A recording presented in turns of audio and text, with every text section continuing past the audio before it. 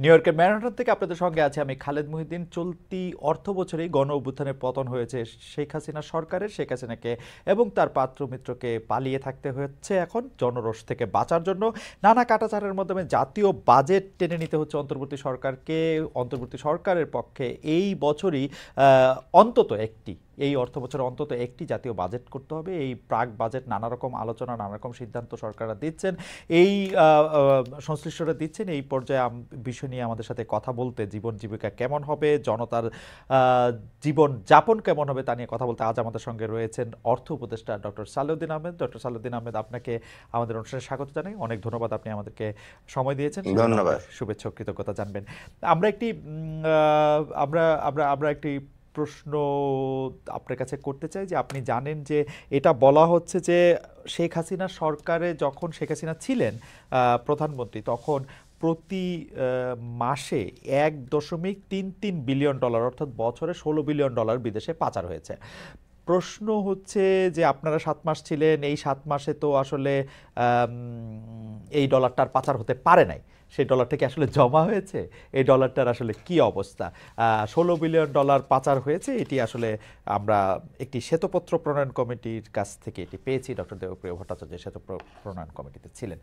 Doctor Salehuddin Ahmed. না, যেটা পাচার হয়েছে এখনো পাইনি আমরা, তো আমরা প্রাণপণ চেষ্টা করছি। এটাকে লোকজনকে আইডেন্টিফাই করা হয়েছে এবং এটা ব্যাপারে লিগ্যাল প্রসেস আমরা শুরু করব।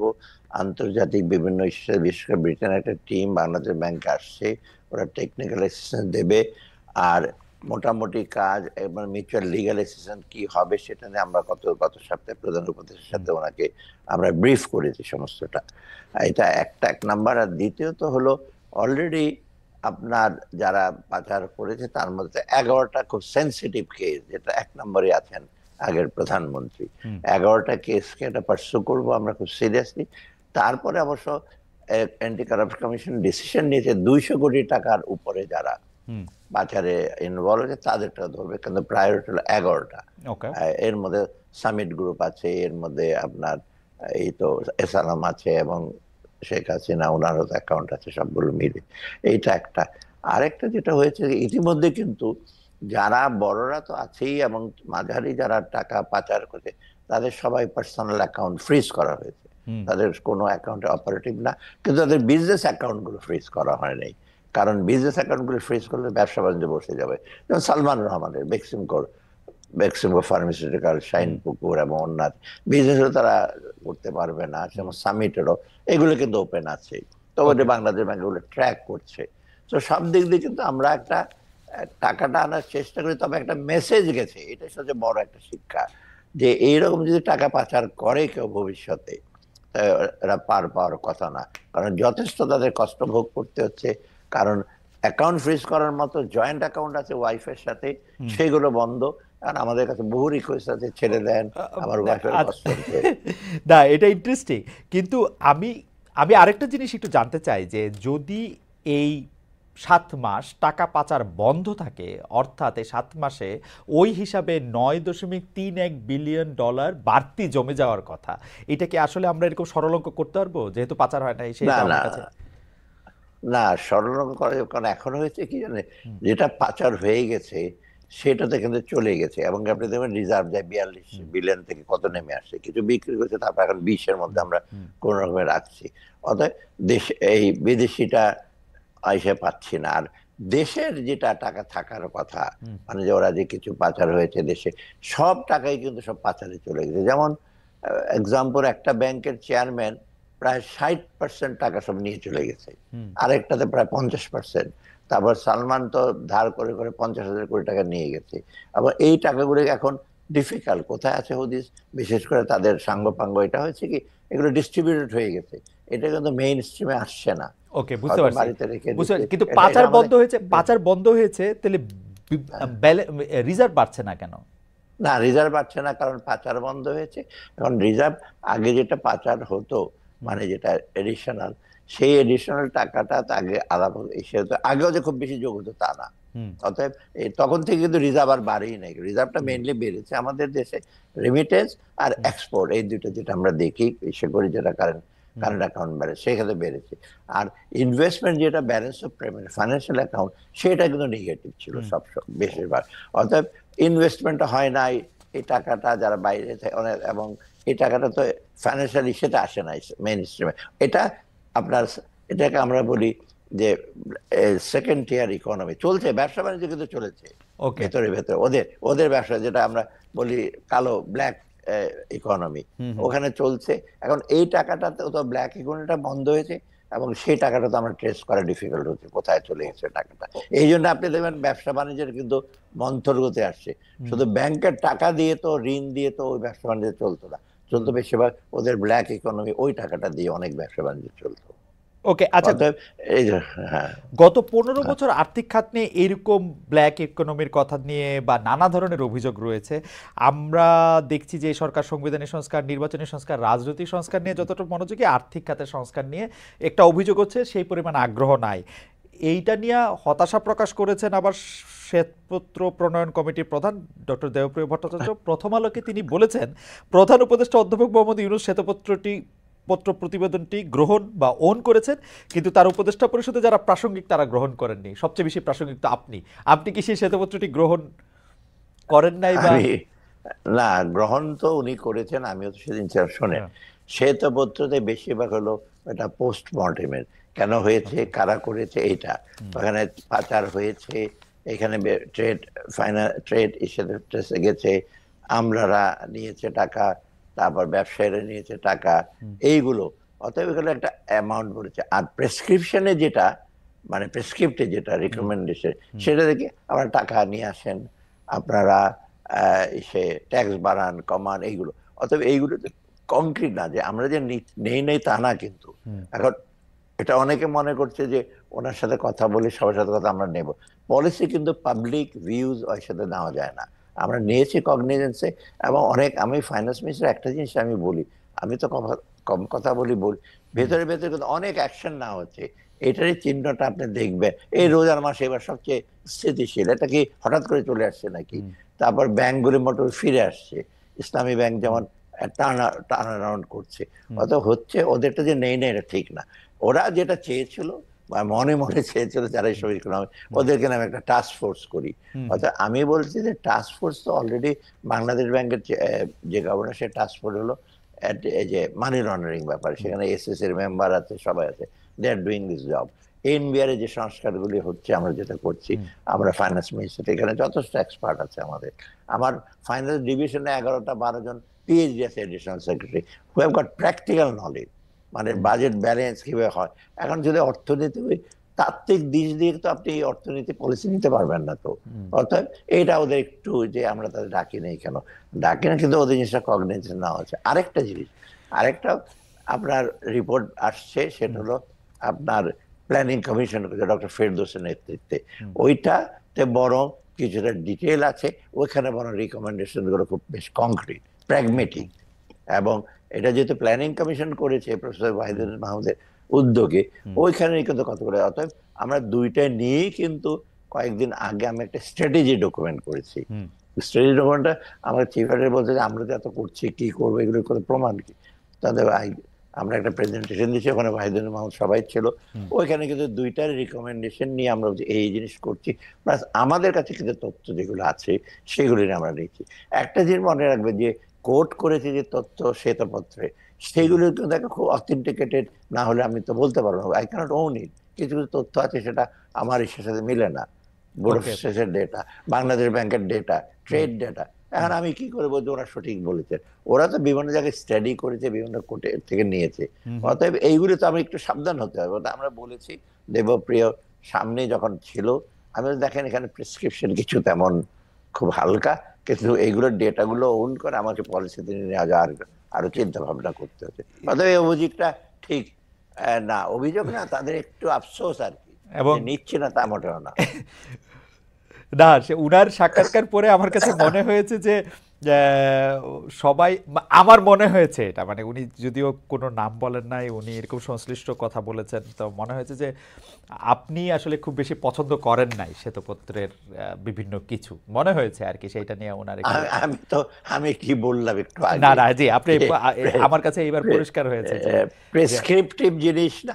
ধরে না না না, কেউ যদি আমাকে বলে যে মেম্বার বলে ভ্যাট কমিয়ে দেন, হ্যাঁ, ডিরেক্ট ট্যাক্স বাড়ান, অ্যাটলিস্ট বলেন ডিরেক্ট ট্যাক্স কিভাবে বাড়াবো, কোন কোন জায়গায়। হুম, আর যদি বলতো যে ডিরেক্ট ট্যাক্স বাড়ান, নতুন ক্ষেত্রতে আপনি ডিরেক্ট ট্যাক্স দেন, ভ্যাট আরো বিভিন্ন জায়গায় যারা ভ্যাট কাভার না সেগুলি যান, ওরা তো হুম, প্র্যাকটিস, যেটা ইনফ্যাক্ট আমার এনবিআর এর লোকজন এবং অন্যরা তো ঠিকই ওরা এগুলি বার করছে। হ্যাঁ, অর্থাৎ প্র্যাকটিক্যাল যাদের ইসে আছে, আর তারা কিন্তু মোটামুটি ওদের তো বিরাট ডিগ্রি আছে, আমাদের যারা আছে তারাও কিন্তু তারা না বাইরে গিয়ে জি, কথাবার্তা বলে না এমন কিছু না, তারাও খুব আর আমি তো মোটামুটি আমার সম্যক ধারণা আছে ঠিক, বাংলাদেশের রাইট। ইকোনমির সঙ্গে ওভার দ্য ইয়ার। যা, আমি একটু পরের প্রসঙ্গে যাই, যে সেটা হলো যে আপনার সরকার শুরু থেকে এইটা বলছে যে 15 বছরে যথেষ্ট পরিমাণে লুটপাট হয়েছে, আসলে এটা বলার কিছু নাই, এটা একদম স্পষ্ট এবং আঙ্গুল ফুলে মানুষ কলা গাছ হয়, আওয়ামী লীগের লিডারদেরকে আমরা আঙ্গুল ফুলে মানে বট গাছ বা বাওয়াব গাছও আসলে হতে দেখেছি। হাজার কোটি টাকা পাচার হয়েছে, এটা ঠিক, দেশে বিদেশে সূচক টেম্পারেট করে আওয়ামী লীগ সরকার অর্থনীতির অগ্রগতি দেখিয়েছে, কিন্তু ফ্যাক্ট রিমেন্স ওরা এলডিসি থেকে উত্তরণের 2টা সূচকে কোয়ালিফাই করেছিল, এবং হুম। আপনার সরকারও বা আপনিও আপনারা বৈঠক করে আপনারা ঠিক করলেন 2026 সালে আসলে এলডিসি থেকে উত্তরণ করবে। এটা কি আসলে প্রকারান্তরে আওয়ামী লীগ যে অর্থনীতিটাকে ঠিক পথে রেখেছিল, যদি আমি জাতীয় বা বেষ্টিক অর্থনীতির কথা বলি, এইটা প্রমাণ করে কিনা? এইটা আমি বলি শুধু আওয়ামী লীগ এটা ধারাবাহিক রাখবে। আমি সবসময় বলছি 53 বছরে কিন্তু বাংলাদেশের অনেক চড়াই উতরাই পেরিয়ে কিন্তু মোটামুটি কিন্তু একটা সন্তোষজনক উন্নতি হয়েছে, এটা অস্বীকার করার উপায় নেই। কিন্তু একটা পার্টিকুলার সরকারের জন্য না, এটা ধারাবাহিক ভাবে, এবং দোষটা অনেক সময় আসছে 15 বছরের জন্য। হুম, আমরা কিন্তু আরো যেটা আমরা বলি কাউন্টার ফ্যাকচুয়াল আর্গুমেন্ট, হুম, যে ওরা যদি 15 বছরে যদি একটু বেটার আরো পারফর্ম করতো, করাপশন না হতো, স্বজনপ্রীতি না হতো, বাংলাদেশে এতদিনে কিন্তু মিডল ইনকাম গিয়ে এবং বরং আপার মিডল ইনকামের দিকে যেতে পারতো, সেটা হয় নাই।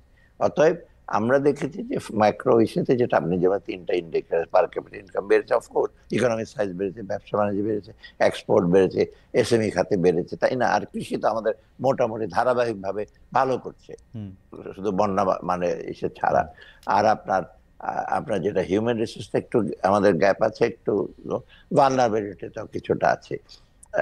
অতএব 3টা যদি আপনি কম্পেয়ার করেন, যারা হুম, সেটা এটা ইউএনডিপি যেটা, ওরা দেখে যে বাংলাদেশের অন্য দেশের তুলনায় ধারাবাহিক রূপে কিন্তু যাচ্ছে।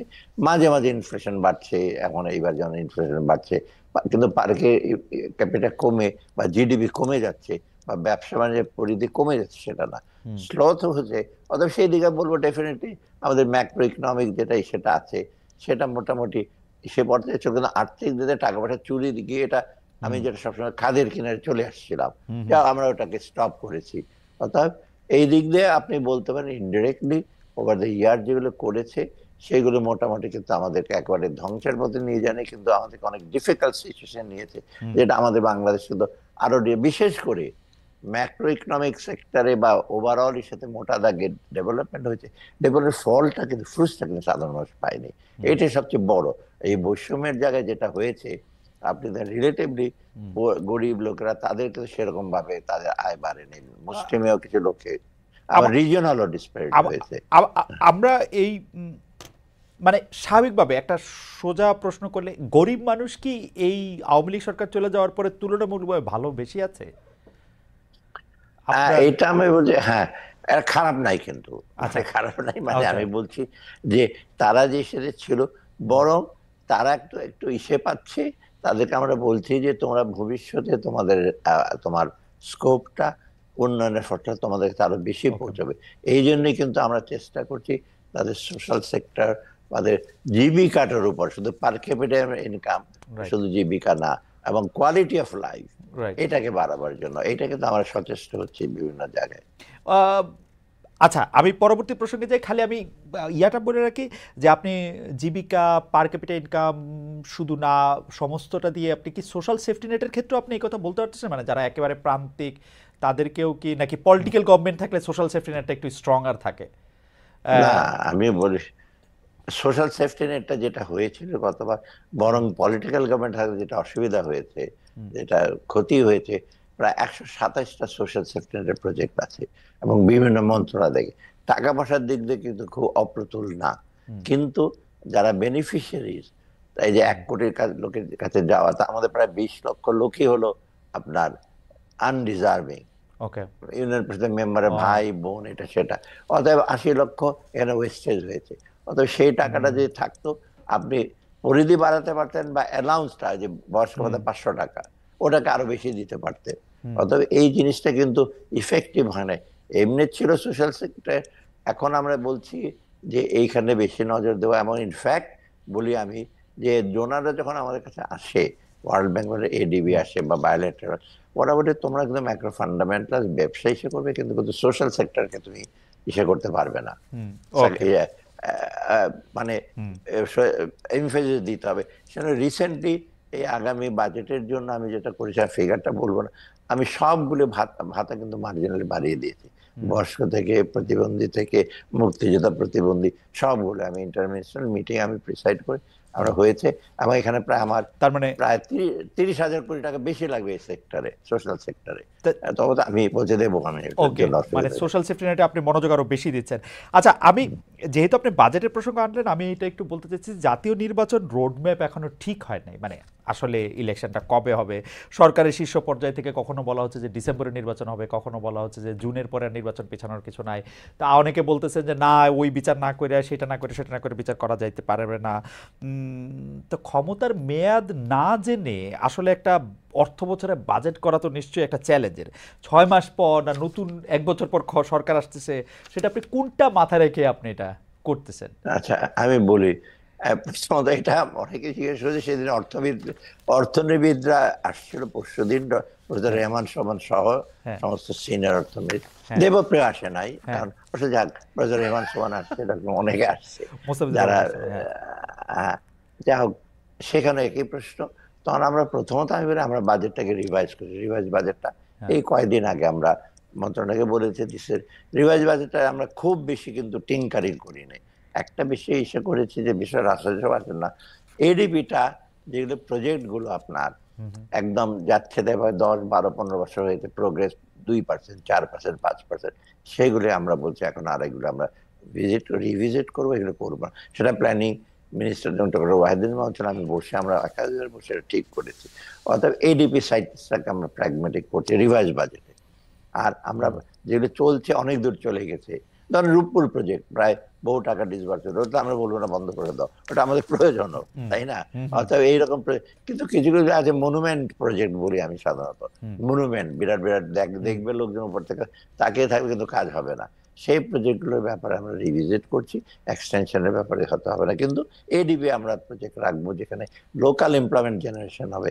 বিরাট বিরাট ক্যাটারপিলার বড় বড় যন্ত্রপাতি এনে হাই ইসে করবেন, বাট লোকাল রিসোর্স ব্যবহার করবেন। অতএব এইগুলো করছে, অতএব রিভাইজ বাজেটটা এটা হলো। সামনের বাজেটটা চ্যালেঞ্জ যেটা আপনি বলেন, অলরেডি তো আমরা সেটা একটা রূপরেখা আমরা প্রেজেন্ট করেছি কয়েকদিন আগে চিফ অ্যাডভাইজারের কাছে। মেইনলি হলে আমাদের কতগুলো চ্যালেঞ্জ আছে এখন। একটা হলো মূল্যস্ফীতির ব্যাপারটা, তার মানে both supply side, demand side.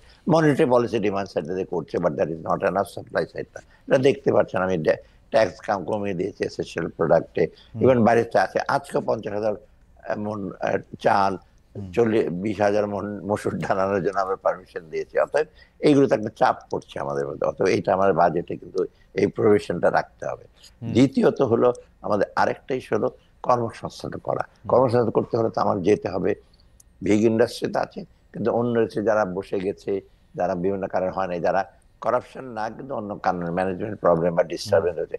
অনেক সময় দেখা গেছে 15 বছরে যারা রাজনৈতিক ছিল, তার প্রতিপক্ষের বড় বড় ইন্ডাস্ট্রিতে কাজ করতে তারা দেয় নাই, বন্ধ করে দিয়েছে গ্যাস, বা লেবারের আনরেস্ট করতে বন্ধ হয়েছে। সেগুলো বাংলাদেশ ব্যাংকের চেষ্টা করছে ব্যাংকের মাধ্যমে।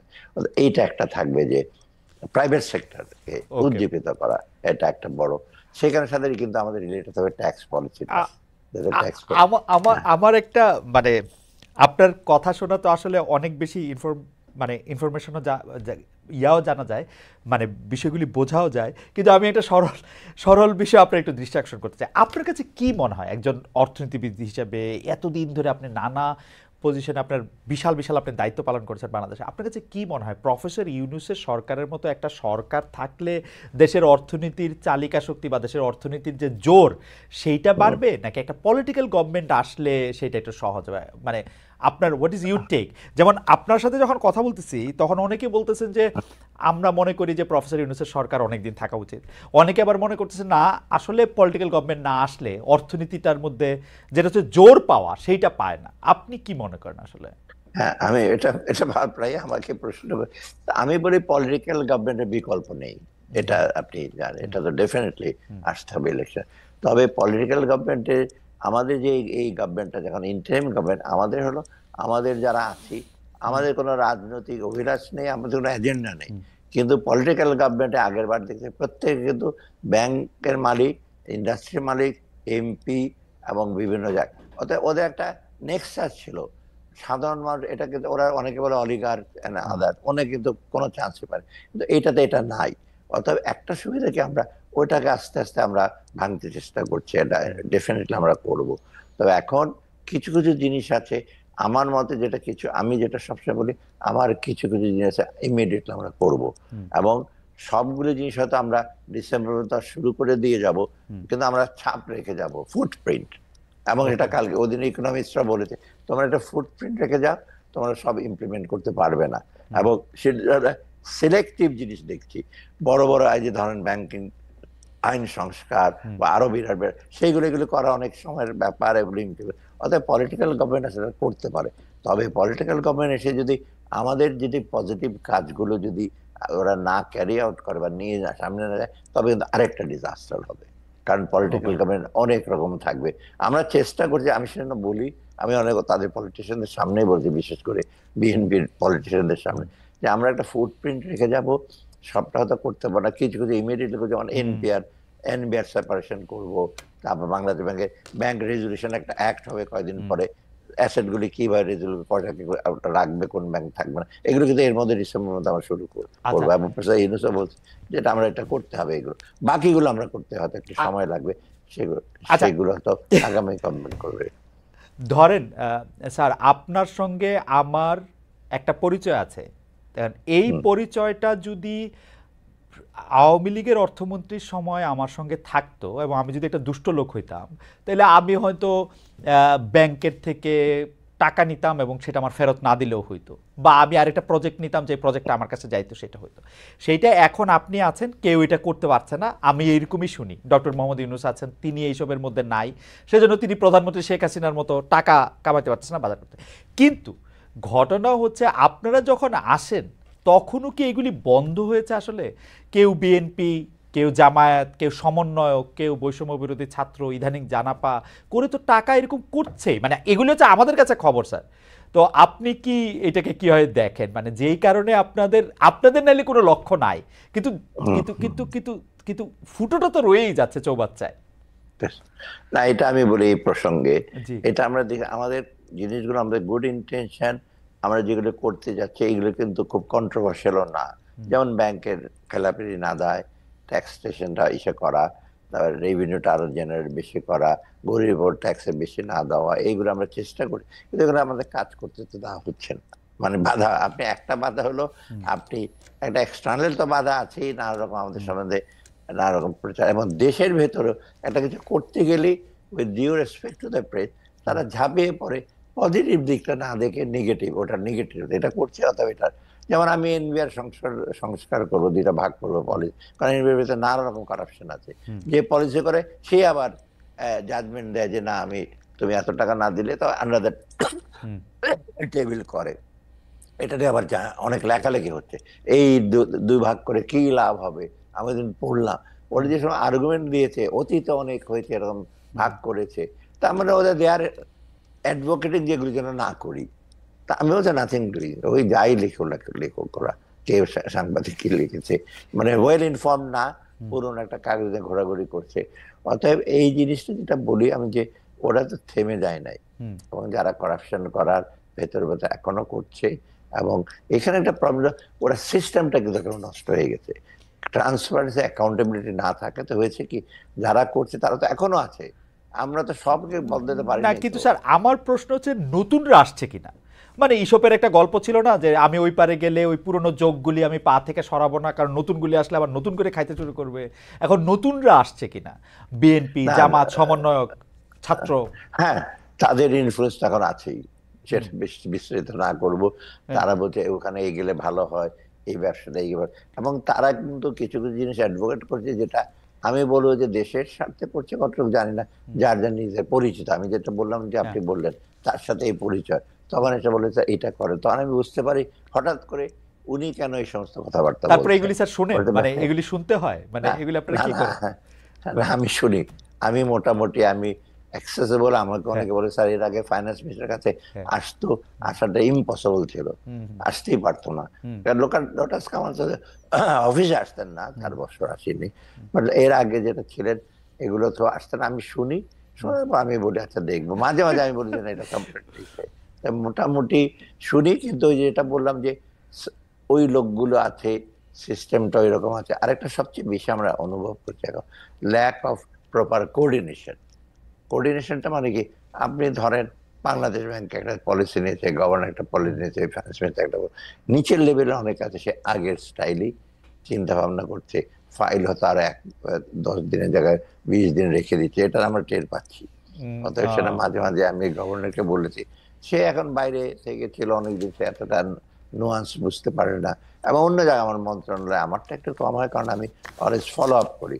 অন্য জায়গায় অনেক ফাইল, আজকেও আমি একটা পারচেস কমিটির মিটিং, আমি তো হুম, চেয়ারম্যান, ওটা হ্যাঁ, হ্যাঁ, কতগুলো প্রজেক্ট, আমি ওর কাছে একটা ভালো একটা তথ্য দিল যে কতদিন লেগেছে এই সমস্ত প্রসেস করতে, হুম, টেন্ডার হুম, ডকুমেন্ট হুম, সাবমিট করতে, টেন্ডার ইসে করতে। আহ, বাধা ধরনের আছে যে 28 দিনে করবে, টেন্ডার ডকুমেন্ট আনতে সেটা লাগছে 2 মাস, হুম, টেন্ডার অ্যাপ্রাইজ করতে লাগছে 1 বছর, সেটা 30 দিনে করার কথা। তারপর এটা মন্ত্রণালয়ে গেছে, মন্ত্রণালয় থেকে সেটা আসবে পারচেস কমিটিতে, সেখানে যেখানে 6-7 দিন লাগার কথা সেখানে লাগছে 2 মাস। হুম, হুম, তাই একটা আমি বললাম যে এটা কি, কয়েকটা মন্ত্রণালয়ের মধ্যে, এটা তো আপনার দীর্ঘসূত্রিতা আগে হুম। এখন আমি বলেছি এগুলো করলে কিন্তু আমি কোনো প্রজেক্ট, আমি কোনো পারচেস কমিটিতে পাস করবো না। অতএব এগুলো তো চলছে এখনো একই একই লিগেছে। একই স্যার, এইটাই সবচেয়ে বেশি হতাশার। অনেকে আমাকে বলে যে, বা আমাদের বলে যে আমরা কি এই সরকারের প্রতি একেবারেই ক্রিটিক্যাল না, অনেকে আবার বলে আমরা অনেক বেশি ক্রিটিক্যাল। কিন্তু আমরা মাঝে মাঝে হতাশ লাগে যে আপনারা এতগুলি ভালো লোক একসাথে, তারপরে ওই জিনিসগুলি চলতেছে, এইটা আপনাদের কাছে কেমন লাগে? মানে এটা আপনাদের কাছে একটা না পানিশমেন্ট পানিশমেন্ট লাগে কিনা? না না, এটা তো আমাদের অনেক অনেক অ্যাডভাইজারে তো চায় না। হ্যাঁ, ওয়াহিদুল মাহমুদ সাহেব এডুকেশন ছেড়েই দিলেন। হ্যাঁ, আমি মাঝে মাঝে বলি যে কি আর এগুলো, মানে অনেক সময় মনে হয় কি, এটা কাজ করে যদি কিছু কোপারেশন পান এবং ফলটা যদি পান, তো একটা মনে হয় আর একটু করি। হুম, তা মোটামুটি কিন্তু খারাপ না, একেবারে যে ও, পজিটিভ না। যেমন আমি বলি ইনফ্লেশন কমেছে, বাজারে মোটা হুম, চালের দাম বেড়েছে, এখন বড় বড় না সরু চালে সরকারের চালের হ্যাঁ, বাজারে সস্তে, কিন্তু চালের দাম কমে। আমি ফুড অ্যাডভাইজারকে বললাম যে স্যার একটা মিনিকেটের দাম বাড়ছে, মনে হচ্ছে বাজার ধ্বংস হয়ে গেছে। তো এইরকম নেগেটিভ যদি আপনি ভাইব দেন, তো এটা তো খারাপ লাগে। উনি বলে স্যার আমি এখন আমার কাছে 9 লক্ষ টন রিজার্ভে আছে, হুম, আপনি টাকা দাও, তো আমি নিয়ে আসছি। হুম, তারপরে একটা মিনিকেটটা মার্কেট প্রবলেম, কারণ মিনিকেটটা ওই হুম, 4-5 রকমের চাল কেটে হুম, কেটে তারপর হুম, মিনিকেট করে ফাইন রাইসার, এটা বেড়েছে। সবগুলো তখন আর বাজারে আমি শুনে জানিতে বলি ভাই, বাজেট আপনি 1,000 টাকা নিয়ে যান, একটা দাম বাড়বে, একটা দাম কমছে, আপনার 1,000 টাকা উপরে টান পড়েছে কি? বলে না। তবে তো বলে এটা তো খারাপ কি, বলে তখন চুপ করে থাকি। না স্যার, খারাপ কি এইটার ক্ষেত্রে আমি, মানে বাজারে ফুলকপি, টমেটো, কাঁচামরিচ, আলু, পেঁয়াজের দাম কম, আমরা মানে আমিও বাসা থেকে আমাদের বাংলাদেশে যেসব আমার আত্মীয় স্বজন বন্ধু বান্ধব আছেন তারা খুব খুশি। কিন্তু আমি তো দেখতেছি উৎপাদন খরচ পাইতেছে না তারা। না আমি না সেটা দেখতেছি যে আমি দেখতেছি যে কৃষকরা উৎপাদন খরচ পাইতেছে না। তারপর আবার আরেকটা খবর স্যার, এটা আপনার চোখে পড়ছে কিনা, যে অনেকে বলতেছে যে আপনি ইয়ার ব্যয় বেড়ে যেতে, কোল্ড স্টোরেজের ব্যয় বাইরে যাওয়াতে সবাই এটা এখন বাজারে দিয়ে দিচ্ছে, না তাদের না সংরক্ষণে ব্যয় বেড়ে যেতে। স্যার আপনি এটা কিভাবে না না দেখেন? না, এটা আমি তো লক্ষ্য করেছি, এটা হুম, এশিয়ার কাজ, এগ্রিকালচার মিনিস্ট্রি। আমি কালকেও বলেছি যে কোল্ড স্টোরেজ যেটা আলুটা হয়েছে, কিন্তু এখন যদি আলুটা যদি স্টোর করার জন্য যথেষ্ট সুযোগ না, আমার আগামীতে আলু করবে না, তখন তো আবার হুম, বিপদে পড়বো আমরা, হুম, তাই না? হুম, হুম, এখন বলছি স্টোরেজটা এত ভাড়া, ওখানে একটা বিরাট একটা গ্রুপ আছে, আমি বলছি ইমিডিয়েট ওরা দেখেন অত্যধিক ভাড়া কেন নেয়, এটা we'll look into that. এখন কি এত নীতি গ্রিটি, ভেতরে আপনার ট্রেডাররা এত বেশি চালাক, মানে হয়তো বা আমাদের চেয়ে বেশি চালাক। আপনার এইগুলি নিয়ে আমি একটা উদাহরণ দিই আপনাকে। এই যে সয়াবিনটা, আপনারা কেন সয়াবিন তো বাজারে যে ছিল, দেশে যে আমি বসে হিসাবে হয়েছে, সয়াবিন প্রচুর আছে, কি করেছে ওরা? আর ইম্পোর্ট তো আমি বহু অ্যালাউ করেছি, ট্যাক্স কমিয়ে দিয়েছি, ফিডার ভেসেল গুলোতে সয়াবিনটা রেখে, এবং they use it as storage of soybean. ওই নিজের স্টোরে পয়সা লাগবে রাখতে পারে, ওখানে রেখে দিতে। তখন যখন আমি বললাম, তখন কোস্ট গার্ড গিয়ে ওদের রেড করেছে, তখন আসছে। অতএব এই সমস্ত বুদ্ধি হয়তো এটা আমরা আগেরটা একটু বুঝতে পারিনি, ভাবছি চট্টগ্রাম পোর্টে জায়গা নেই, কন্টেনার গুলো আসতে পারবে না, দেখবে না ইচ্ছা করে ওখানে রেখে দিচ্ছে ওরা। অতএব এই যে, তবে ঠিক যে উৎপাদন যে খরচ পাচ্ছে না, এটা আমাদের জন্য একটু চ্যালেঞ্জ। আমরা কৃষকদের যদি ঠিক না দেই, মানে ওদের ফেয়ার প্রাইস যদি না দেয়, তোরা উৎপাদন করবে না, আবার ওরা কষ্ট থাকবে। রাইট স্যার, আপনি আসবেন, আমরা দর্শকদের একটা প্রশ্ন করেছিলাম যে বিদেশে পাচার হওয়া অর্থের কিছু অংশ চলতি বছরে ফিরিয়ে নিয়ে মাত্র একদিনে, এটা একটা বিরাট নাম্বার, এর মধ্যে ৭২ ভাগে আপনার উপর আস্থা রেখেছেন যে আপনি ফিরিয়ে আনতে পারবেন। তবে স্যার একটা অন্য পরবর্তী প্রসঙ্গে বা পরবর্তী প্রশ্নে যাই, এটা ইন্টারেস্টে। বাজারে নগদ টাকা লেনদেন বৃদ্ধি পায় ঈদের বাজারে, নতুন নোটের চাহিদাও বাড়ে ঈদ উপহারের অংশ হিসাবে, কিন্তু বাংলাদেশ ব্যাংকের কাছে থাকা নোটে বঙ্গবন্ধু শেখ মুজিবের ছবি থাকায় এবার ব্যাংকে নতুন নোট দিচ্ছে না। মুজিব বর্জনের এই অবস্থান কি সরকারের অবস্থান, নাকি সরকারও এই বিষয়কে মবকে ভয় পাচ্ছে? এটা আমি বলি, এটা ঠিক যে এইবার এটা একটা যেটা আমাদের ভুল হয়ে, আমাদের মানে সেন্ট্রাল ব্যাংক এটা করতে পারতো কি, প্রথম থেকে ওদের নিজেদের বিচার সব তো আমরা বলে দিতে পারবো না, তাই না? এই যে ডিজাইনটা চেঞ্জ করা, এতগুলো ছবি, আমার সময় কোনো ছবি দেয় নেই, ফর স্ট্র্যাটেজিক রিজন দেয় নেই। কারণ কে বলছে কারো ছবি দিলে, তখন আমি নজরুলের ছবি দেবো না কেন, একদম রবীন্দ্রনাথ দেন, তা আমি বলছি কায়কোপথের ছবি, অসুবিধা দেখি। মানে আমি ছবি দরকার কি, তুমি হিস্টোরিক রিলিক্স গুলি দাও, কেউ চ্যালেঞ্জ করে, তখন কেউ চ্যালেঞ্জই করে না। মসজিদ মন্দির এগুলো দেওয়া হয়েছে, আচ্ছা যা হোক, সে ছবিটা আসছে বঙ্গবন্ধুর ছবি, এখন এইগুলো শেষ হয়ে যাচ্ছে। ওরা ডিজাইনটা দিয়েছে অনেক পরে, এবং সেটা আমরা দ্রুত ইসে করেছি, এখন বলছে সময় লাগবে। এটা নিয়ে কিন্তু প্রধান উপদেষ্টাও বেশ উষ্ণ প্রকার, আমাকে সেদিন বলে এত দেরিতে আসছে কেন তোমার লোকজন, আমি আমার লোকজন তো না, এটা বাংলাদেশ ব্যাংকের করে। তো আমরা ওরা ১-২ দিনের মধ্যে দিয়ে দিয়েছি, অথবা এটা সময় লাগছে, ওরা অ্যাসিওর করছে এপ্রিল মাসে দিতে পারবে। কিন্তু এখন স্ট্যান্ডটা হলো, ওরা বলছে যে পুরনো টাকা কিছু আছে, পুরনো টাকা মানে নতুন টাকা পুরনো আদলে যেটা আছে ওদের ৫০০-১০০০ টাকা, এটা করবো কিনা। প্রথম ওরা অ্যানাউন্স করেছিল, আমরা বললাম যে না, কারণ এই গভর্নমেন্ট আসছে, কেন তুমি ওরাই বলবে তখন তোমরা দিতে পারছো না টাকা, ওগুলো দিচ্ছে কেন, বেশিরভাগ কিন্তু অপোজ করবে এটা কেন ওই টাকা। আর লোকে যেটা ধারণা নতুন টাকা দিলে ভালো হয়, আমি বলছি যে না, একটু শর্টেজ হোক, দরকার লোকজন ক্রেডিট কার্ড ইউজ করবে, দরকার হলে তোর ব্যাংকের মাধ্যমে ট্রান্সফার করবে, ইউ এনকারেজ, এত ক্যাশ ট্রানজাকশন দরকার কি এত? আর নিয়ে গিয়ে লোকজনকে উপহার দেবো ৫০০ টাকার নোট। স্যার আপনাদের যেহেতু বুদ্ধি বেশি, আপনারা আমাদের শিক্ষক, আপনারা তো সব ক্ষেত্রে একটা সলিউশনের জায়গাতে একটা কথা বলতে পারবেন স্যার, কিন্তু মানে সবই বন্ধ করে দিলে কিছু আসে যায় না, কিন্তু ঈদের সময় নতুন টাকা, এটা একটা ঐতিহ্য, এটা তো আগে থেকে, এবং ঈদ তো হঠাৎ করে আসে না স্যার, মানে এ তো ঈদ নির্বাহী, ঈদ তো না না, সেটা আমি স্বীকার করবো খালেদ, যে এইটা যদি একটু আগে প্ল্যান করতো, ধরেন সেপ্টেম্বরে বা অগাস্ট সেপ্টেম্বর থেকে গভর্নর আসছে, তখন যদি চট করে প্ল্যান করতো, এতদিন আগে আমরা জানুয়ারির দিকে টাকাটা পেতাম, এটা যেতে হতো। আসছে তো আমার কাছে ডিজাইন আসছে মাত্র ধরেন ডিসেম্বরের কত তারিখে, এবং প্রধান উপদেষ্টা সাথে সাথে ১-২ দিনে ওদেরকে ডেকেছে ডিজাইন, উনি ইভেন ডেকে ডিজাইনের কাম করে ওদেরকে পাঠাও আমার সামনে, আমি দিয়ে দিই। তো এটা আনফরচুনেট, এইবার নতুন টাকার ডিজাইনে তাহলে ব্যক্তি থাকতেছে না স্যার, তেমন কোনো ব্যক্তি থাকবে না, ব্যক্তি থাকতেছে না। জি, ওকে। আওয়ামী লীগ সরকারের জনরোষের একটা অন্যতম প্রধান কারণ ছিল ভারতের সঙ্গে নানা চুক্তি। ডক্টর সালাউদ্দিন আহমেদ, এটা নিশ্চয়ই আপনি জানেন, বিশেষ করে বিদ্যুৎ আমদানির মতো বিষয়। অন্তর্বর্তী সরকারের শুরুতেই সরকারের ভেতর থেকে বাইরে থেকে এই যে জুলাই আন্দোলনে অনেকেই ভারতের সঙ্গে যে এইসব চুক্তিগুলি, বিশেষ করে এই চুক্তিগুলি বাতিলের পক্ষে কথা বলছিলেন। আপনি কিন্তু ভারতের সঙ্গে প্রকল্প চালু রাখার পক্ষে শুরু থেকেই ছিলেন, যে প্রকল্প যেগুলো আছে সেগুলো চালু থাকা। এখন আবার সরকার থেকে বলা হচ্ছে আদানির বিদ্যুৎ পুরোটাই লাগবে আমাদের, ভারত আমাদের সাথে কাছে অপরিহার্য কিনা, মানে এই অন্তত বিদ্যুৎ, যেখানে আমরা বলতেছি হচ্ছে যে এই শেখ হাসিনা সরকার যেগুলি চুক্তি করেছিল তার বেশিরভাগই আমাদেরকে জানায় নেয়, হঠাৎ করে আমাদের লাভ বেশি দেখে নেয়। সম্প্রতি প্রধান উপদেষ্টার মুখেও আমরা শুনলাম, ডক্টর মোহাম্মদ ইউনূস বিবিসি বাংলাকে বলেছেন ভারতের সঙ্গে কোনো সমস্যা নেই, সম্পর্ক চমৎকার। আপনার একটু মন্তব্য আমি একটু। আমি বলি, ভারতের সঙ্গে কিন্তু নেইবার হিসেবে বড় নেইবার হিসেবে ভৌগোলিক দিকে বড়, অর্থনৈতিক দিকে অনেক বড়। এটা আমরা অ্যাভয়েড করতে পারবো না। এটা ইচ্ছা হবে যে ভারত থেকে কিছু আনবো না, ভারত থেকে কিছু দেবো না, এই অ্যাটিচিউডটা কিন্তু খুব প্র্যাকটিক্যাল না। তবে একেবারে ডিপেন্ডেন্সি যে ভারত কালকে আমরা নিতে থাকবো আর আমরা এক্সপোর্ট করবো, আমাদের এক্সপোর্টটা নানা রকম ডাম্পিং গ্রাউন্ড এটা সেটা বলে আপনারা দেখেন রেখে রহিম আফরোজের ব্যাটারি ডাম্পিং করেছে, এগুলো করে। অতএব ওদের দিক থেকে তো ডেলিভারেটলি আপনার বেশি থেকে বাংলাদেশের মধ্যে একটা ইসে ছিল বহু আগে থেকে, এবং এখন হয়েছে রিসেন্টলি শেখ হাসিনার পতনের পরে। কিন্তু আমরা আদানি এবং রামপালও একটা চুক্তি, সেখানে ভারত কিন্তু কোম্পানি আছে জানেন। অতএব সেইগুলো নিয়ে আপনার রিভিউ করছে আমরা এনার্জি থেকে, কিন্তু চুক্তিগুলো এখন আনইকুয়াল হয়েছে, আপনি আশ্চর্য হয়ে যাবেন।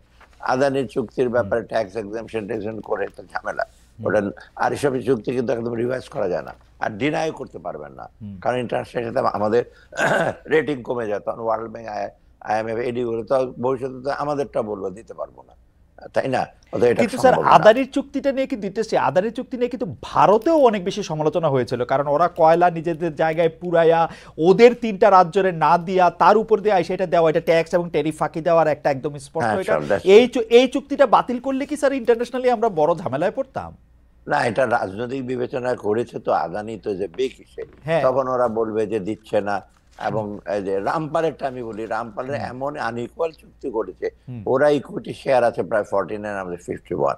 এবং রিসেন্টলি এই যে বিলগুলো ওদেরও কিছু টাকা দেওয়া কথা, বিল পেমেন্ট ওরা না দিয়ে বাংলাদেশকে বলছে তোমরা দাও না কেন, এখান থেকে আর্গু করছে তোমরা তো 49% বিল পেমেন্টের, তোমরা তো টাকা, তোমরা তো ওনার, ওরা বলছে তোমরা আগে দাও, এবং না দিলে ওরা বলছে আমরা ইনভোক করবো গ্যারান্টি, তোমরা দিচ্ছ না, এসে নানা নানা রকম প্যাচ এগুলো কিন্তু করে গেছে। আমি বলবো একেবারে একদম কমপ্লিটলি একেবারে রং ইসে আগের সরকার, এটা কিন্তু যে জানতো না তাও না, এবং যারা ছিল সব আমরারা তারা সব এগুলো করেছে, সবাই এটা পার্ট তো, সবাই এটা পার্ট তো, সবাই এটা পার্ট।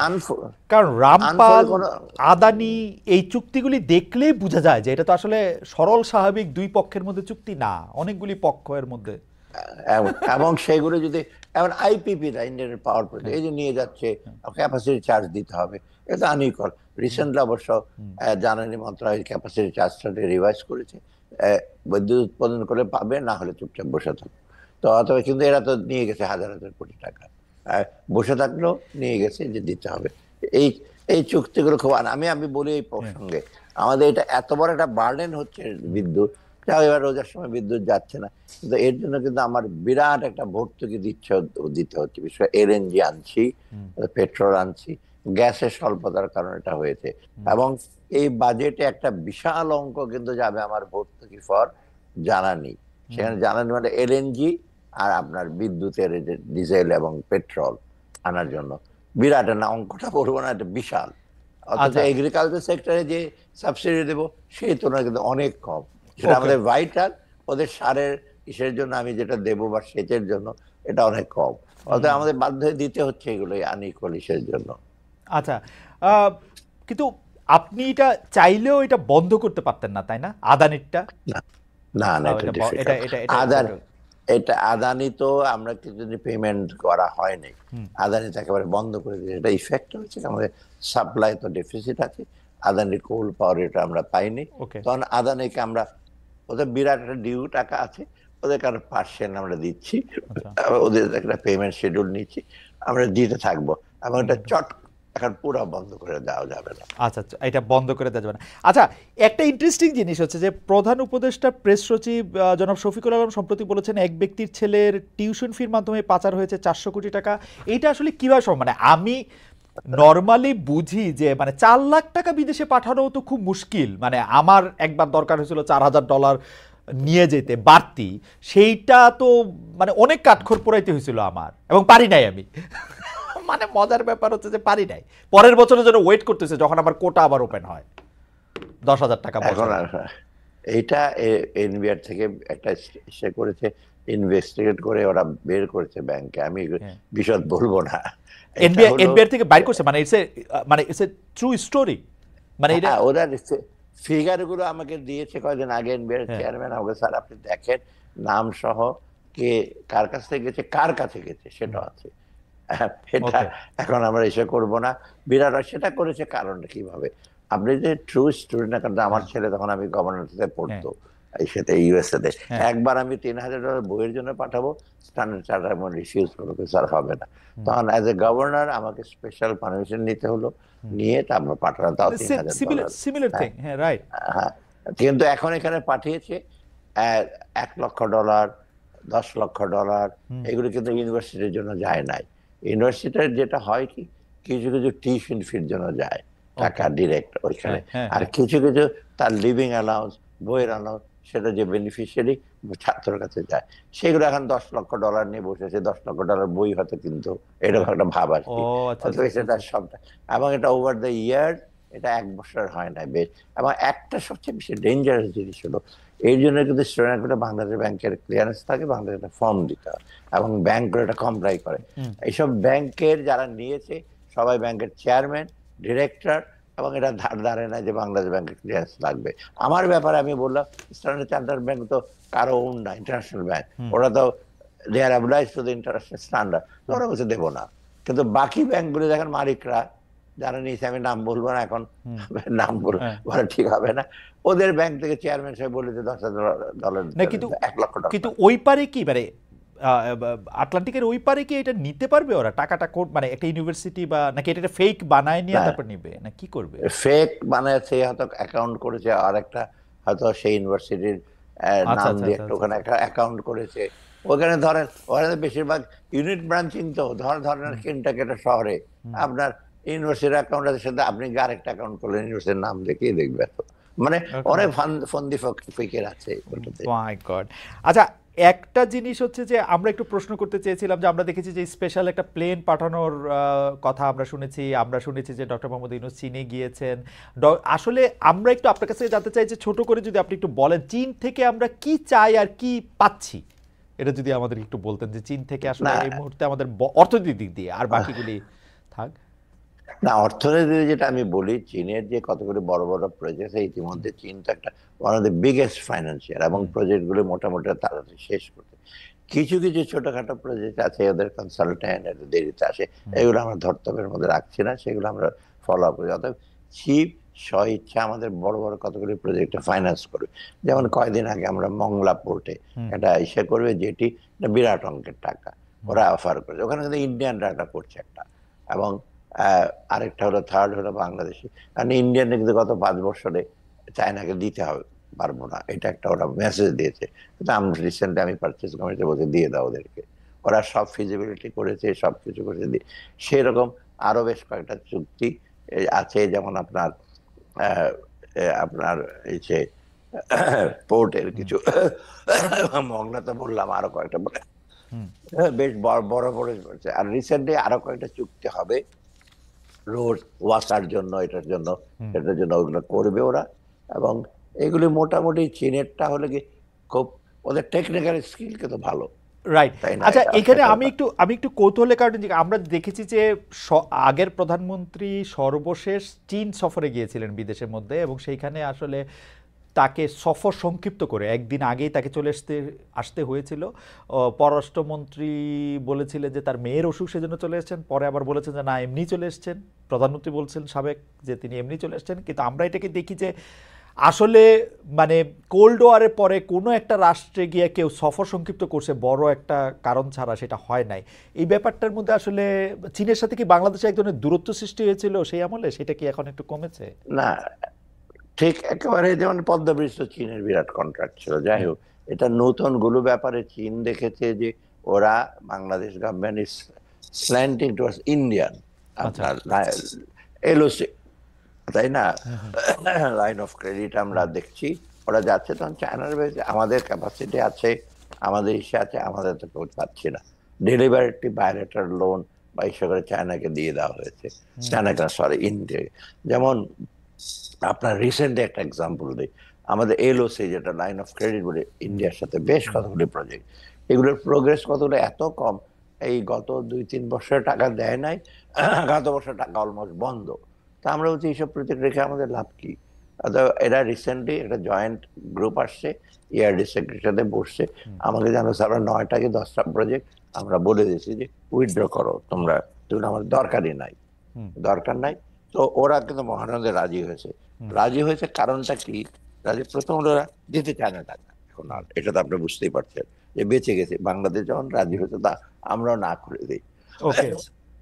অতএব এইসব ওরা কয়েকটা প্রজেক্ট, মানে 9টার মতো আমরা বলেছি আর এগুলো পার্সু করবো না, আর কয়েকটা আছে, যেমন রূপপুরে একটা ইসে আছে, আর কয়েকটা জায়গা আছে, ওদের ওরা করুক ওটা।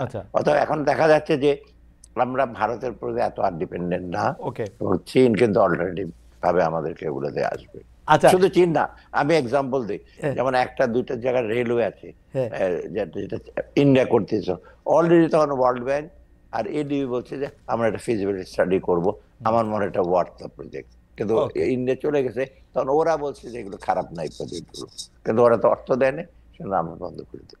আচ্ছা স্যার, আওয়ামী লীগ পতনের পর যারা আপনাদের নিয়ে সরকার গঠনে ভূমিকা রেখেছে, মানে আপনাদেরকে যারা ইনভাইট করে এনেছে বা আপনাদেরকে যারা অনুরোধ করে এনেছে, তাদের যারা মাঠে রাজনীতিতে সক্রিয় ছিল, তাদের মধ্যে আমরা পাল্টাপাল্টি দলগুলির মধ্যে আমরা পাল্টাপাল্টি দেখতে পাচ্ছি। কেউ বলছে চাঁদাবাজি আওয়ামী লীগ থেকে কেড়ে নিয়ে অন্য দল দখল করছে, কেউ অভিযোগ করছে কোনো দল ব্যাংক দখল করছে। আমি যে জায়গাটায় আসতে চেয়েছিলাম, এমন অভিযোগ করা হচ্ছে যে পুঁজিবাজার নিয়ে, যে এক দরবেশ গিয়ে শেয়ার বাজারে নতুন দরবেশ বা দরবেশ শাহ এসেছে, এসব বিতর্ক বা কাদা ছড়াছড়ি কেমন দেখেন?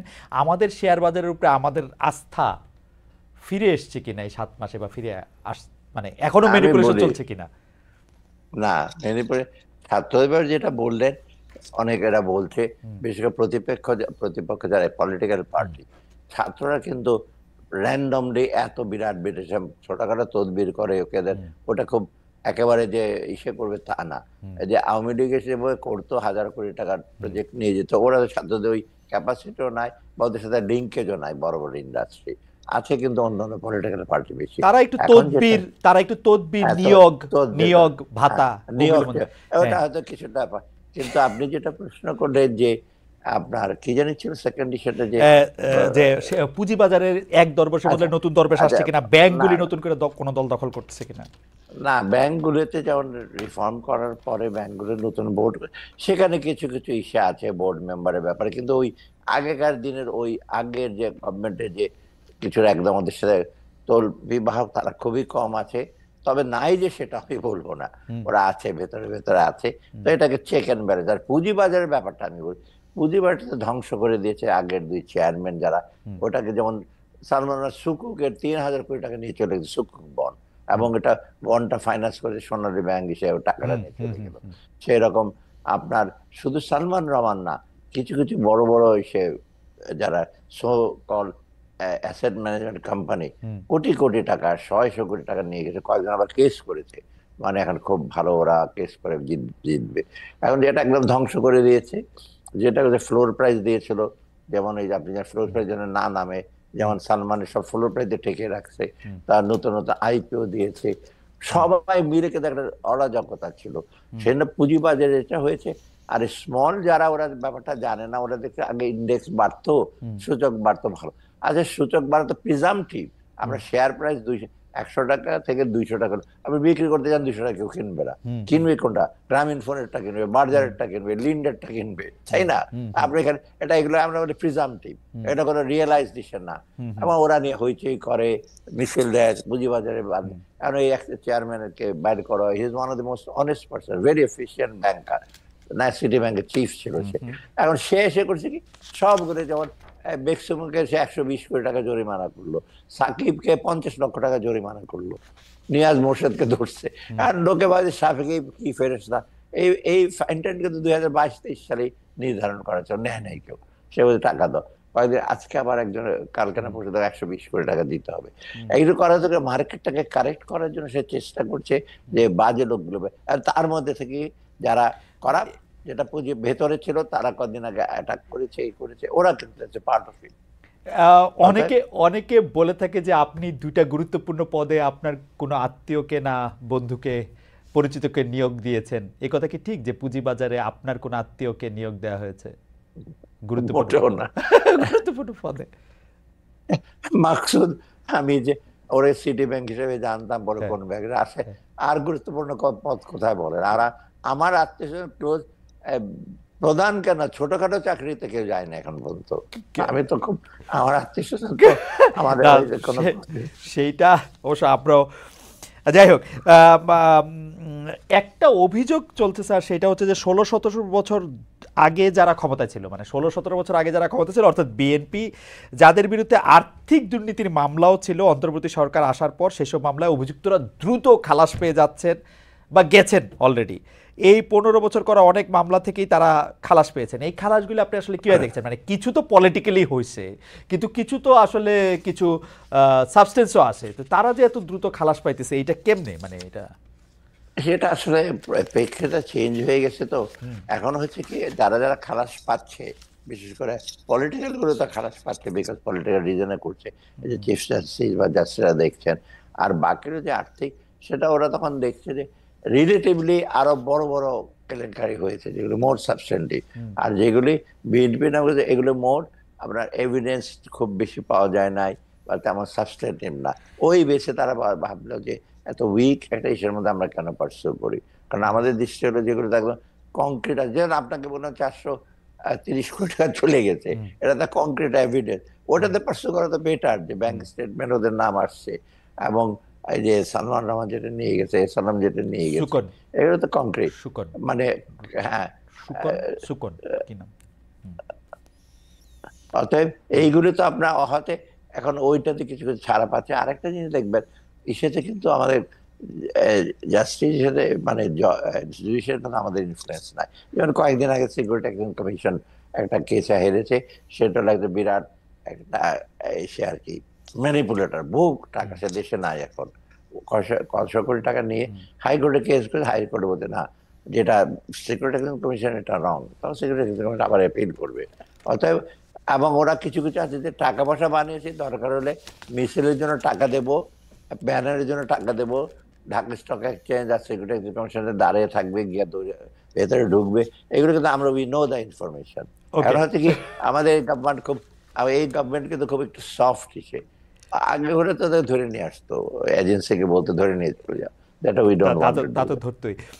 আচ্ছা স্যার, একটা একটা একটা একটা হাইপোথেটিক্যাল প্রশ্ন করি, যে ডক্টর মোহাম্মদ ইউনূসকে আদালতের নির্দেশে বেশ কিছু টাকা ফেরত দিতে হয়েছিল, 100 কোটি, 500 কোটি বা হোয়াটএভার কোটি।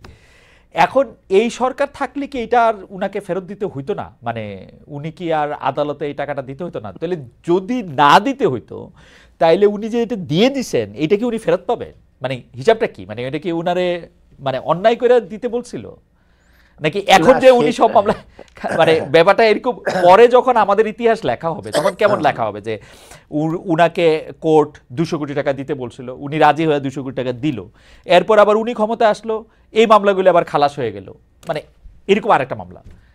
হ্যাঁ, এটা এটা কিরকম? না, ইমপ্লিকেশনটা আমি ডিপে বলে দিতে চাই না।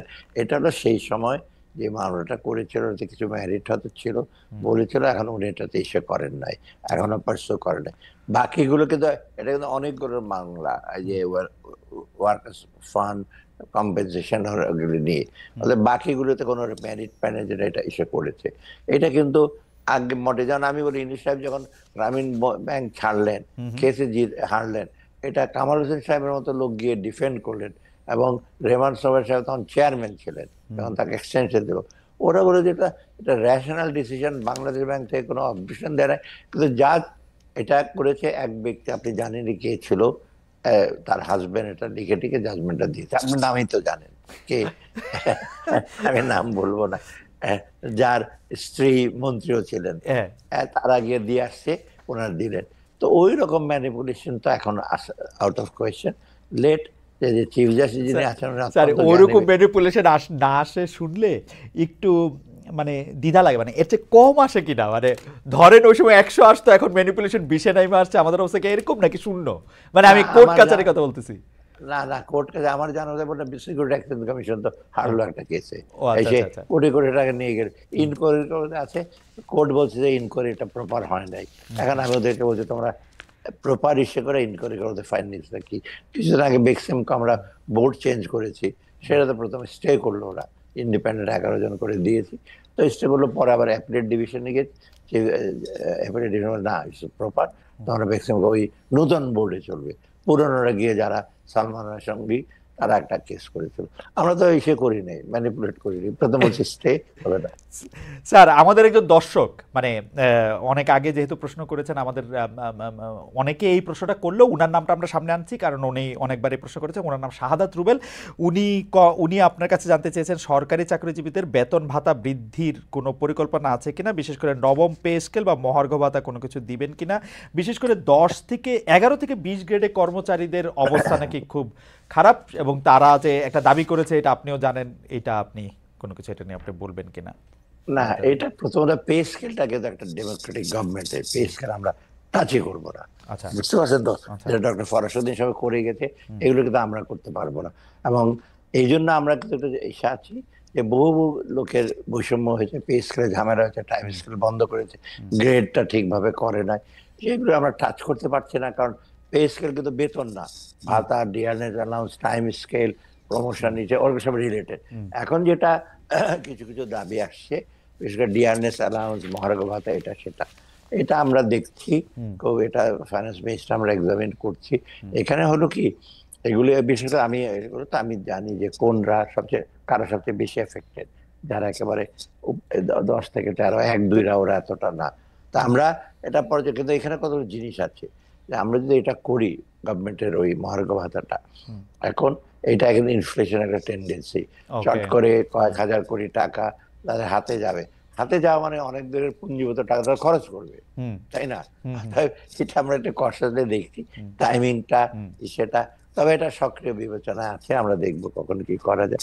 আরেকটা জিনিস, এটা হলো অনেক সময় কি অন্যরা তখন আসবে, অটোনমাস বডির, ওদেরও তো গ্রেড আছে।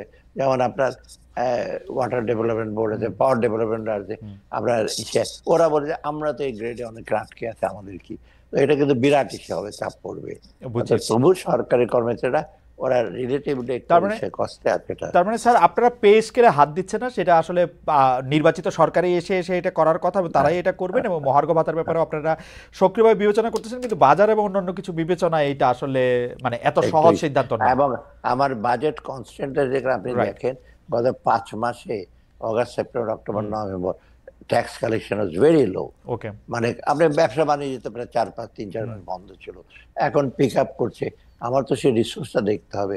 আমার যখন ডোনারদের কাছে যায় বাজেট সাপোর্টের জন্য, ওরা বলে তোমার তুমি ইসে বাড়াও, তোমার রেভিনিউ বাড়াও। আমি যে রেভিনিউ এখন জানুয়ারি থেকে শুরু করেছি, ফেব্রুয়ারি, মার্চ, অত এখানে ইসে আছে, কি জানি কনস্ট্রেন্ট আছে।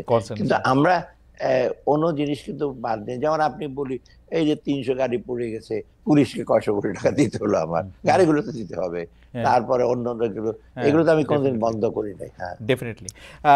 স্যার, গতকাল এক অনুষ্ঠানে এনবিআর চেয়ারম্যান বলেছেন, আপনি জানেন কিনা জানেন না, রেমিটেন্স করমুক্ত নগদ প্রণোদনার সুযোগ নিয়ে এক ব্যবসায়ী 730 কোটি টাকা দেশে এনেছেন, কিন্তু তিনি ওই ব্যবসায়ীর নাম বলেননি, তবে জানিয়েছেন ব্যবস্থা নেওয়ার পর সাংবাদিকরা নাম জেনে যাবে। এই বিষয়ে আপনি কতটা জানেন? সত্যি সত্যি এটা আসলে সম্ভব? মানে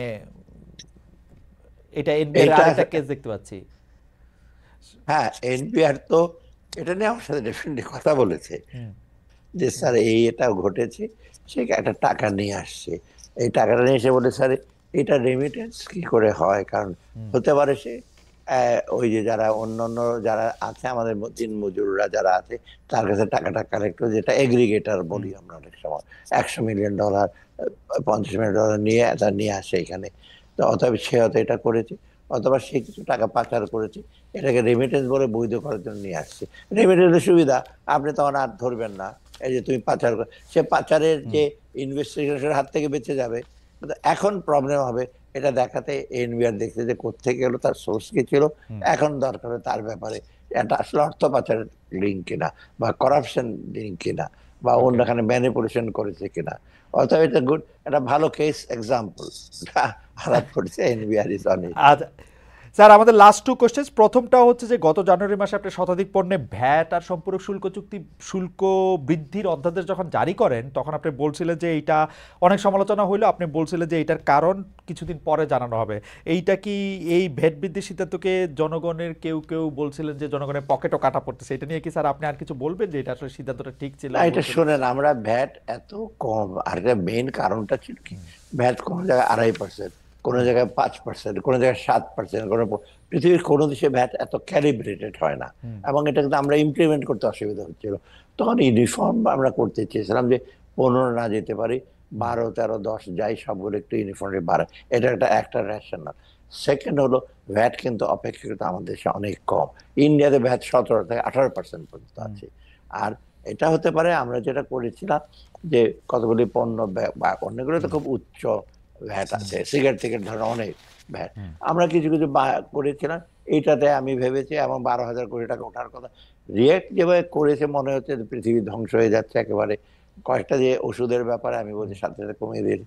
আপনি দেখেন, আমি বলছি রুটি বিস্কুট, এবং ছিল যে 200 টাকার কেজির উপর রুটি বা বিস্কিট। আপনি কি ইউসুফ ব্যাগের রুটি বিস্কিট কেনে তো 60-70 টাকা, ওটা কোথায় এফেক্ট করছে? আপনি কিনে সাসলির বিস্কিট কিনবেন, ওখানে ট্যাক্স দিতে অসুবিধা নাকি? দামি বিস্কুট খাবেন, ট্যাক্স দেবেন না, এটা আবার কি? আর ফলের রস, ফলের বাইরে থেকে আসবে, এটা ট্যাক্স দেবেন না। এই যে আবার চশমার উপরে 150 টাকা চশমা পাওয়া যায়, ওখানে 15% দিয়ে ওটার দাম হবে 125 টাকা, 150 টাকা। এই না, চশমার দাম বেড়ে গেল। পৃথিবীর কোন দেশে দেখছেন চশমা 150-200 টাকা পাওয়া যায়? মানে অর্ডিনারি চশমা। আমি অদ্ভুত ব্যাপার লোকে। তারপর রেস্টুরেন্টে বলছে, আমি বলছি 3 স্টারের উপরে, ওদের ভাতের দোকানে ট্যাক্স দিয়েছেন উনি। কোথায় ভাতের দোকান কি 3 স্টার?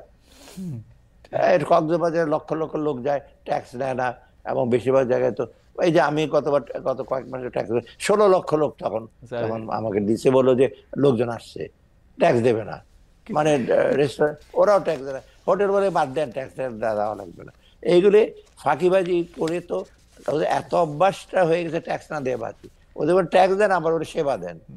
না স্যার, এটা তো আর একদিনে হয় না। এটা আমরা দেখছি যে আমরা যারা ট্যাক্স দেই তারাই বারবার ট্যাক্সড হই। আবার আবার গত 15 বছর, 20 বছর, 25 বছরের অভিজ্ঞতা আমরা দেখছি যে যারা ট্যাক্স দেয় না তারা ব্যাংকে থেকে টাকা নিয়েও টাকা ফেরত দেয় না, তারা লোডশেডিং, এইগুলি নানা ধরনের কারণ থাকে। নাহলে আপনি স্যার আপনার ইনকাম ট্যাক্সের নেটেও আসলে কতজন ইনকাম ট্যাক্স দেয় সেটাও তো একটা খুবই এটা মানুষ এরকম বলে। যাই হোক স্যার, এটা শেষ প্রশ্ন, asking for 2 more minutes just. It's like যে এইটা হলো দেশে শিল্প উন্নয়ন অগ্রগতির চাকা সার্বিকভাবে সচল করা, ব্যাংকিং সেক্টরের শৃঙ্খলা আনা, আর্থিক খাতে স্বচ্ছতা, সংস্কার, সব কাজ মিলিয়ে সব তো স্যার আপনি আর করে যেতে পারবেন না, কিন্তু আর কতদিন, আর মিনিমাম কতদিন সময় পেলে আপনার পক্ষে সুবিধা হবে অ্যাটলিস্ট, যেটা হচ্ছে ফুটপ্রিন্টটা যেটা আপনাকে শুরুতে বলছিলেন সেইটা একটা রেখে যেতে, বা অন্ততপক্ষে একটা টেমপ্লেট করে দিয়ে যেতে, যে টেমপ্লেট আসলে ফলো করতে হবে, অন্তত টিকগুলি দিতে হবে। মেয়াদ, সরকারের মেয়াদ আর কতদিন হওয়া দরকার বলে আপনি মনে করেন স্যার? না, আমি মেয়াদ সম্পর্কে কমেন্ট করব, তবে আমি মনে করি ডিসেম্বরের মধ্যে আমি আর্থিক খাতে যেগুলো সংস্কারগুলো যেগুলো আসুক, মানে ইমিডিয়েট এগুলো করতে পারবো। লং টার্ম, মিডিয়াম টার্মের সরকার সংস্কার কিন্তু আমরা এখানে হাত দেবো না এখন আপাতত। শর্ট টার্ম এনবিআরটা করা, ব্যাংক রেজুলেশন যেটা ওই যে একটা হবে, ব্যাংকের খারাপ লোনগুলো কি করব, এটা তো সারাদিন ব্যালেন্স শিটে রাখতে পারবে না সারা জীবন, ওটা অলরেডি ড্রাফট হয়ে গেছে, ওটা করে আমরা ডিসেম্বরের মধ্যে। স্যার আপনার কথা শুনে কিন্তু মনে হইতেছে স্যার আপনি ব্যাগ গুছাচ্ছেন, মানে এই ডিসেম্বরটারই কি আপনারা টার্গেট করতেছেন? মানে মনে কিন্তু হচ্ছে যে আপনারা ক্যাবিনেট আসলে মোটামুটি তৈরি, আর্লিয়েস্ট পসিবল টাইমে ইলেকশন করে ফেলানোর। না, যেহেতু একটা চাপ আছে, কিন্তু না, আমাদের কাছে অনেক কাছে বলে থাকে না, আরো কয়েক বছর এই যে যাই হোক। এটা হলো কি, আমি বলি এখানে হলো আপনার বিভিন্ন ধরনের ইলেকশনটা তো মেইন, তারপরে আপনার সংস্কারগুলো আমরা সেখানে যেগুলো অলরেডি ইনিশিয়েট করেছি, আমাদের কাছে বিভিন্ন দাতা সংস্থা ওরা কতগুলো এই যে অ্যাকশন পয়েন্ট দিয়েছে, পরবর্তী ডিসেম্বর পর্যন্ত কিছু তোমরা নিতে পারবে, আর বাকিগুলোর ব্যাপারে তোমাদের হয়তো সময় লাগবে, সেটা আমি ওদের সাথে আর্গু করেছি। অতএব এটা এই সেজন্য না যে ডিসেম্বর পর্যন্ত থাকবো, তারপরে এর মধ্যে আরো 2-3 মাস হয়তো থাকতে হতে পারে, যদি পলিটিক্যাল ডিসিশন, কিন্তু পলিটিক্যাল ডিসিশন সেটা না। কিন্তু আমরা বাজেটে আপনারা দেখবেন আমরা যেটা করব, ওই পদচিহ্ন রাখার জন্য আমরা কিছু কিছু বলবো আমি, যেমন এই যে সোশ্যাল সেক্টর বাড়ালাম, আরো কি কি স্কোপ আছে, এইগুলো আমরা বলবো আর কি সেখানে, তখন বুঝতে পারবেন যে একেবারে আমরা বলে দিইনি যে আমরা চলে যাচ্ছি তাড়াতাড়ি, ব্যাগ গোছাতে অটিটিউড থাকলে আমি এগুলো করতাম না ও ইমিডিয়েটলি এগুলো। আহ, তবে আমার মনে হয় যে আপনারা মানে নির্বাচন হোক বা নির্বাচন পরে হোক দেরিতে হোক সেইটা নিয়ে আপনারা আসলে খুব বেশি কনসার্ন, এবং আপনাদের মধ্যে থেকে আপনার কথা যেটা বোঝা গেল আপনারা তো এখানে আসলে লম্বা সময় থাকতেও আসেন নাই বা থাকতে চানও না। তো সো যখন এটা হবে এটা হবে।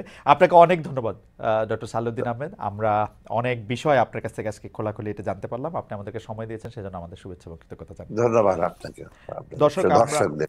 জি দর্শক আমরা নতুন অতিথি নিয়ে আবার আসবো আপনাদের কাছে। সে পর্যন্ত অনেক অনেক ধন্যবাদ।